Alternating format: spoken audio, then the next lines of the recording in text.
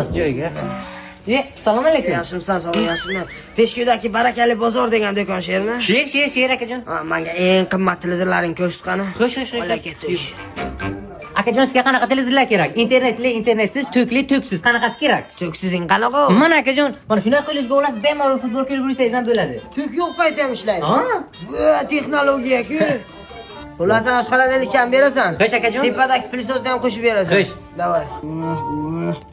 Plita chazor ekan, shundan ham bitta ber uka. Aka boy ekan. Nima ish qilsa bu? Nech pul buning? Aka ana shunga ozgina shoshobsizmi deyman-da.